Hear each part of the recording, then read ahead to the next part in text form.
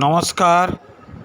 ছাদ বাগানে ড্রাগন বেশ কিছু ফল, বিশেষ করে বিশেষ ফল দেখাবো আজকে। ভিডিওটা পুরো দেখার অনুরোধ রইল। এগুলো ড্রাগন, এই একসঙ্গে প্রায় 120টা ড্রাগন পেকেছে আমার। এগুলো যদি ছাদ বাগানে আপনারাও লাগাতে পারেন, প্রতি বছর 6 মাস করে এই ফলটা হতেই থাকে।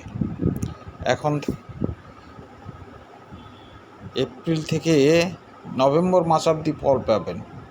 অল টাইম সজনে এ 12 মাস পাওয়া যায়, 2-4টে করে 12 মাস পেতে থাকবেন। এগুলো আপনারা যদি লাগাতে পারেন, সব সারা বছর কিছু সবজি পেতে পারেন। এগুলো ড্রাগন সব পেকে গেছে। এখানে একটা অ্যাসেম্বলি বাতাবি লেবু, ভিয়েতনাম মুসম্বি, এই যে অ্যাসেম্বলি বাতাবি লেবু, একটা ছোট্ট গ্রো ব্যাগে 3টে ধরেছে।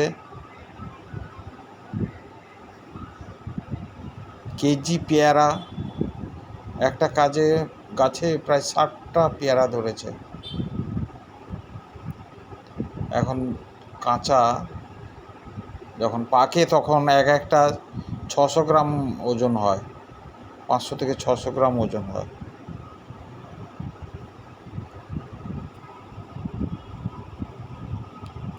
বিশেষ কিছু পরিচর্যার প্রয়োজন হয় না এই পেয়ারা গাছে বা ড্রাগন গাছে। এগুলো বেশি কিছু সার ওষুধ দিতেই হয় না। পেয়ারা গাছে তবু হয়, ড্রাগন গাছে কোনো রকম সার ওষুধ লাগে না। ও একবার রোপণ করতে পারলেই হবে, বছরের পর বছর ফল দিতে থাকবে, অন্তত 20 বছরে কিছু হবে না। এগুলো ল্যাংচা সফেদা, একটা 18 ইঞ্চি গ্রো ব্যাগে আছে। একটা গাছে প্রায় 65-70টা করে ধরেছে। এটা সাইজটা একটু ছোট হয়, লম্বা হয়, ল্যাংচার মতো দেখতে, কিন্তু খুব মিষ্টি, পেকে গেলে খুব মিষ্টি এগুলো।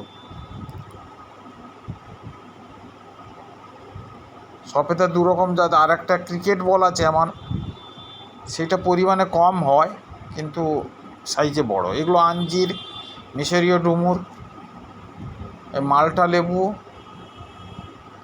পাশে একটা সাদা জাম, এটা খুব বড় বড় হয় এবং পেকে গেলে দুধ সাদা হয়ে যায়। এগুলো খুবই মিষ্টি।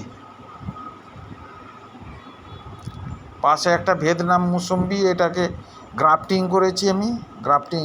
লেবু গাছ ছিল, গ্রাফটিং করে ভিয়েতনাম মুসম্বি করে নিয়েছি। পাশে আরেকটা গাছও আছে, 2টো গাছ পরপর। এগুলো সব আমি ভিয়েতনাম মুসম্বি, লেবু গাছকে কেটে ভিয়েতনাম মুসম্বি বানিয়েছি। এই দেখুন,